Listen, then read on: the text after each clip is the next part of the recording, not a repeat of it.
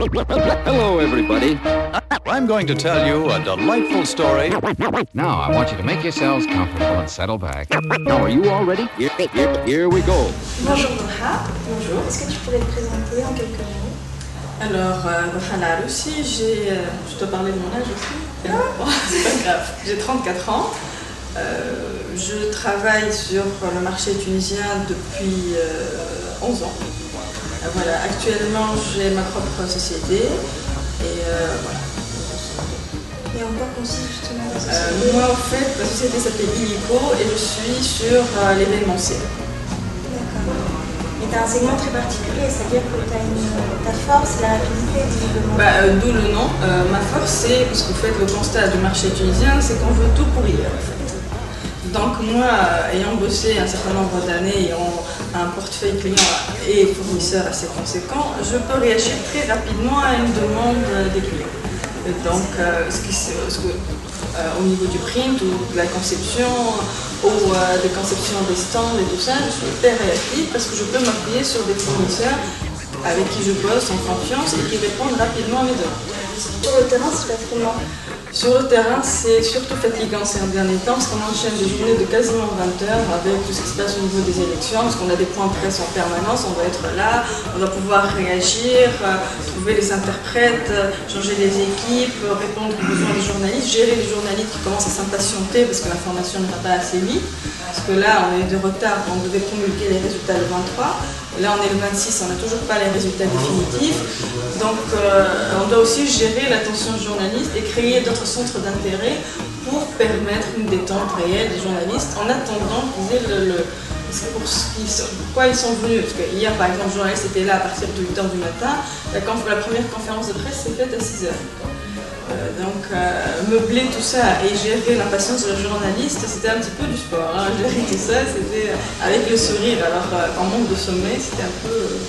Et au niveau de ton agence, tu peux donc gérer d'énormes budgets comme on dit. Elle n'est pas si énorme que ça. Oui, on peut en fait. C'est ça toute notre force au niveau de l'agence, c'est ça. En fait, on peut s'appuyer sur les meilleurs fournisseurs en Tunisie de chaque domaine. Donc on bosse avec des sociétés qui sont dans tout ce qui est vidéo streaming, dans l'éclairage, le prise de sang. On a les meilleures équipes partout, on travaille en équipe, on est très très complémentaires et on arrive à réagir très vite tous parce qu'on a de bons relationnels. Parce qu'en Tunisie, la base de tout travail, c'est le relationnel entre ces gens. Donc on est une équipe très homogène, très réactif et ce qui fait que ça me permet moi personnellement de m'appuyer sur tel et tel fournisseur où je sais que je peux compter sur lui. Quel que soit ce qui se passe comme tension au niveau du travail, comme tension client, je sais que mes fournisseurs, c'est mes partenaires et que je peux m'appuyer dessus. Quels que soient les imprévus, les choses dernière minute. La dernière fois, j'envoie un fichier à l'imprimeur. Dans la demi-heure, je l'ai reçu livré chez moi au Palais des Congrès. Tout ça, c'est vraiment le fruit de ces années-là où j'ai pu constituer une relation de partenaire réel avec les fournisseurs. Et c'est la base du travail. En Tunisie, ce qui diffère une agence d'une autre, c'est son relationnel avec ses fournisseurs. Et de toujours travailler avec les meilleurs. On a des gens très compétents en Tunisie, il faut se donner la peine de travailler avec eux. Ils sont peut-être un peu plus chers que le reste, mais dans la vie, faire un choix, qualité ou prix. Moi, j'ai fait le choix de la qualité. Je ne pinaille jamais sur l'argent, je paye très bien mes fournisseurs, mais j'exige en contrepartie un travail impeccable dans des délais pas possibles. Que ce soit des petits fournisseurs ou des grands fournisseurs, le traitement est le même, j'ai le même traitement pour tout le monde. Et j'ai le même relationnel aussi. Et comment tu es rentrée dans le monde de la communication? J'ai fait marketing, donc ça a un petit peu découlé de source. Au début, je voulais un petit peu m'échapper. Je travaillais un petit peu dans le consulting quand je suis sortie de fac et j'étais plus frustrée qu'autre chose parce que je sors de fac avec des rêves plein la tête. J'étais consultante junior et on s'impliquait émotionnellement énormément dans les recommandations qu'on faisait. On y croyait qu'on allait changer le monde à travers quelques bouts de papier. Et en fin de compte, tu y crois à ce que tu te proposes et pour ce que on est payé pour ça. Et après, tu as l'impression que ta recommandation a été mise dans un tiroir. Surtout au début, quand je suis sortie, c'était le plein boom de tout ce qui est ISO-qualité et tout ça. Donc on bossait réellement parce qu'on croyait qu'on allait restructurer les sociétés. Ça finissait dans un carton et c'était frustrant. Pour moi, personnellement, c'était très frustrant de dire oui, ils font ça. Après, tu vois même pas le temps de travail, donc tu sais même pas si ta recommandation était vraiment impactante. Après, donc j'ai changé un petit peu de domaine, je travaillais dans tout ce qui est qualité, restructuration et tout, d'enseigne dans la perspective d'ISO-qualité. C'était aussi frustrant parce que dans tous les cas, tu te rends compte que les clients, en fin de compte, ils veulent des résultats mais il met jamais les moyens.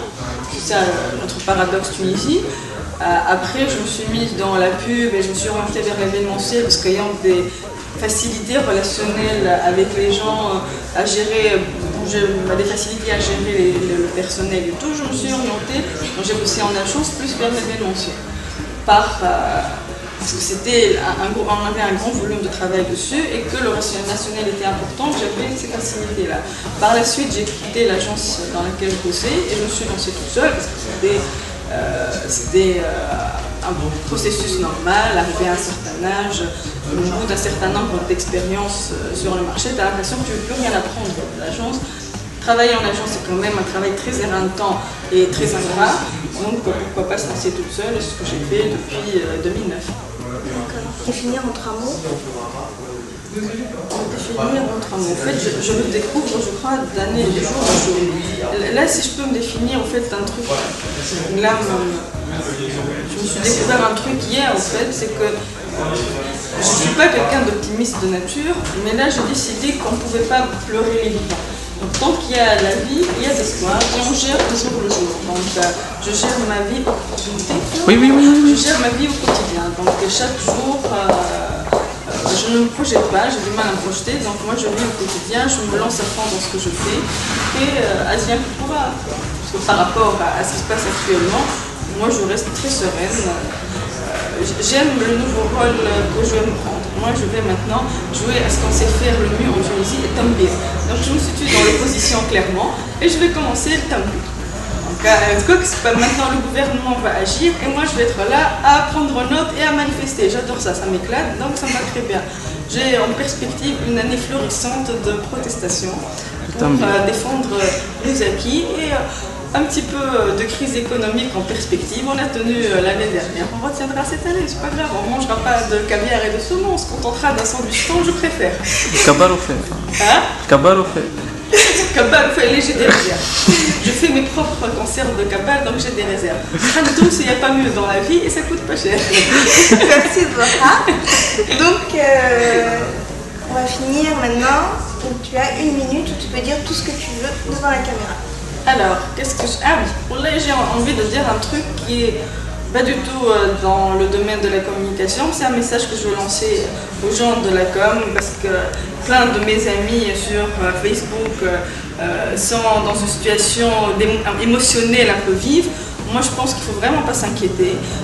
Quand on a joué le jeu, on gagne ou on perd, la vie c'est un lancement de dés. C'est pas grave et on peut s'amuser autrement en continuant d'y croire.